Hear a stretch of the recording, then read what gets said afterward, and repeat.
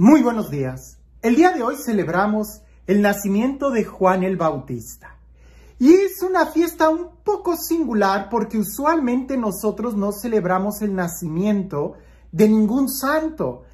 Claro, en tu mente inmediatamente vas a decir, pero si celebramos el nacimiento de Jesús y el de la Virgen María también. ¿Y el de quién más? El de Juan el Bautista, y párale, ya casi no celebramos los nacimientos. Lo que celebramos en la vida de los santos es el día en el que ellos llegaron al cielo, porque eso sí es para celebrar los méritos que ellos realizaron.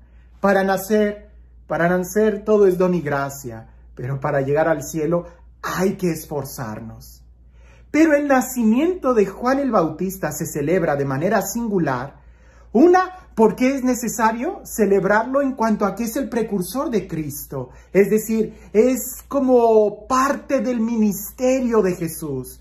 La vocación de Juan el Bautista desde su nacimiento fue muy clara, el prepararle el camino al Señor.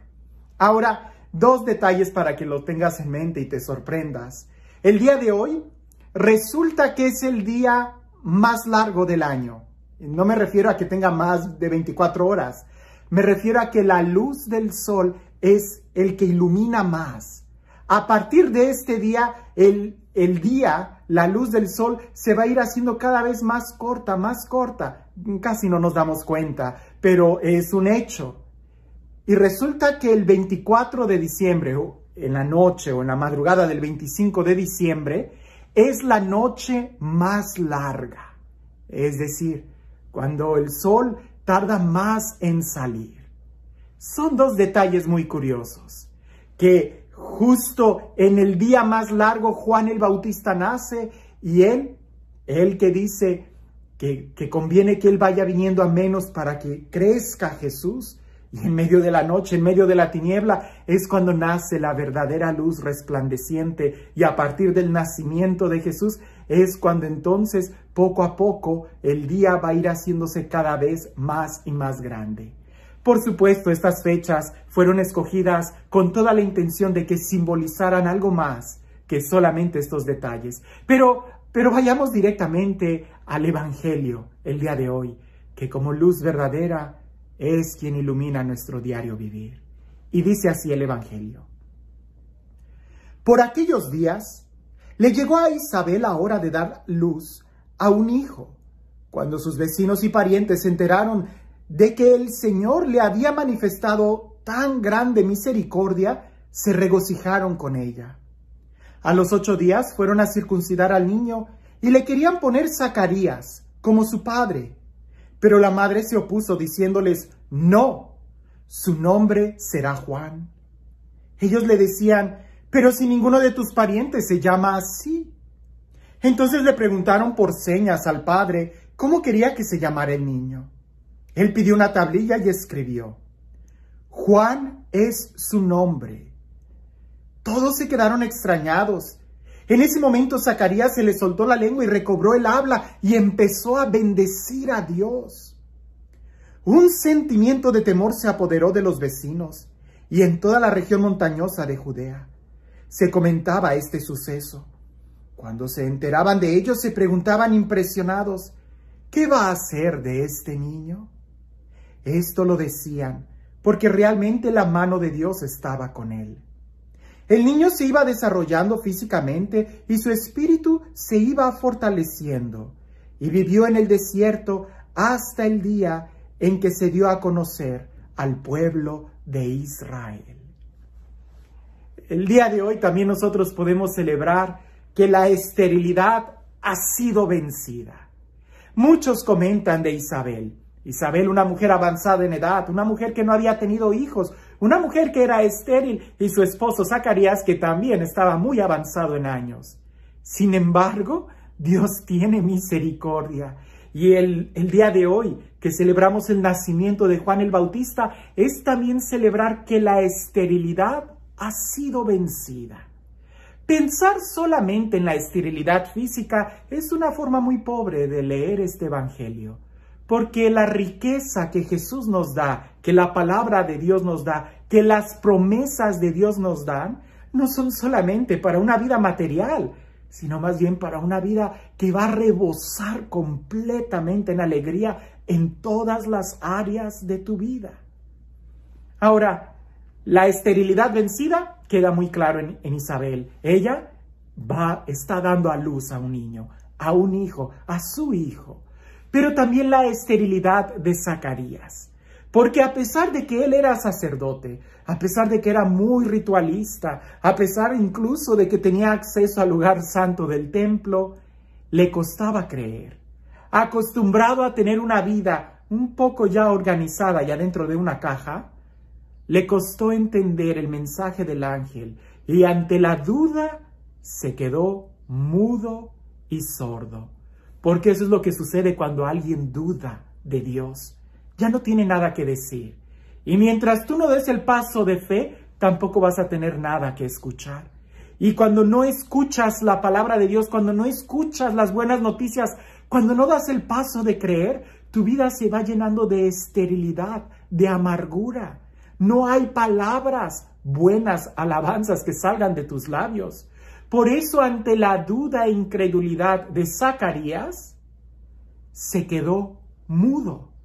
Así como lo escuchas. Si leemos la anunciación de Juan el Bautista a Zacarías, nos vamos a dar cuenta que en el momento en que Zacarías duda, se queda mudo hasta que cree, hasta que ya está viendo todo cumplido, hasta que vuelve al templo para circuncidar a su niño. Y entonces ahí sí, regresa al templo con su hijo en brazos. Y cuando le van a poner el nombre, es cuando entonces él empieza a bendecir a Dios.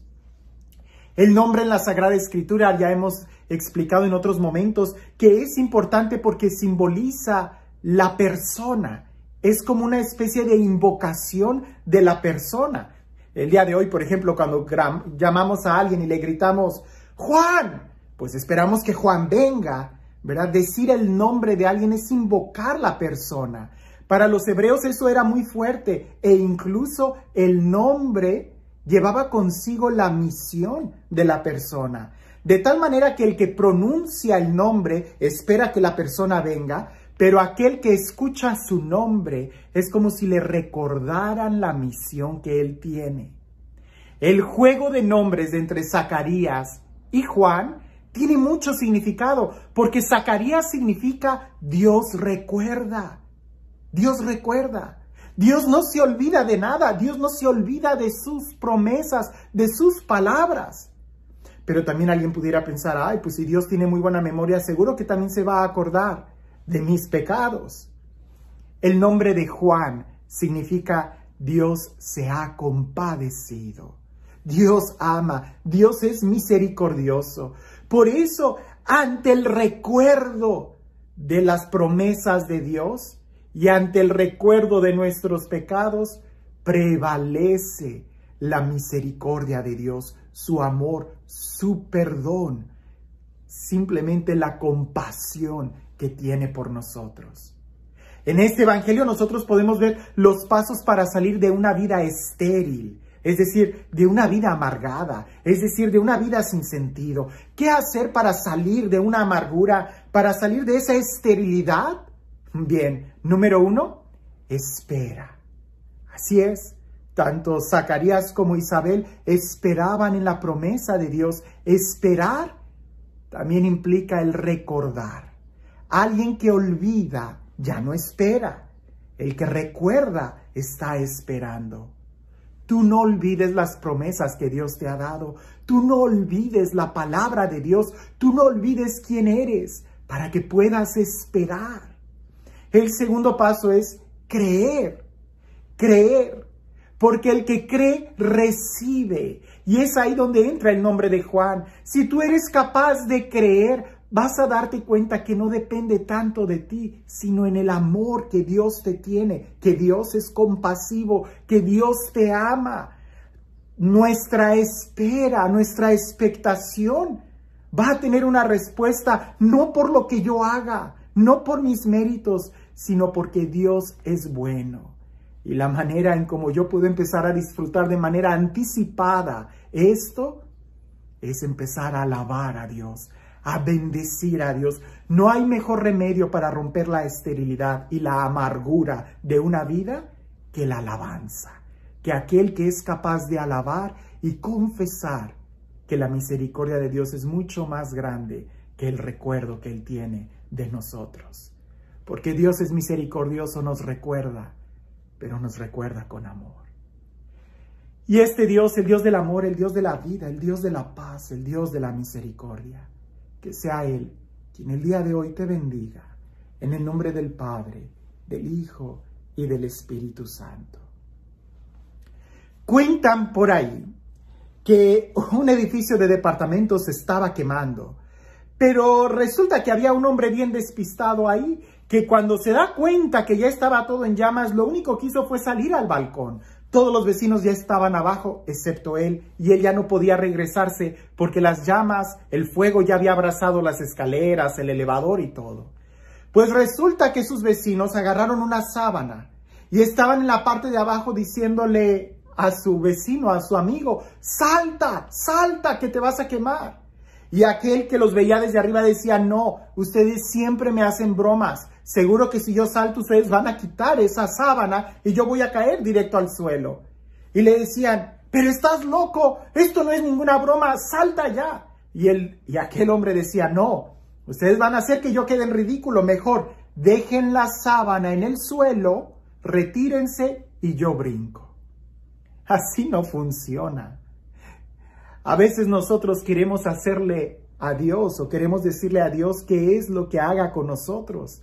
Y si Dios nos obedeciera, sería tanto como nuestra autodestrucción. El creer en Dios es creerle a Él y en la forma en como Él quiere.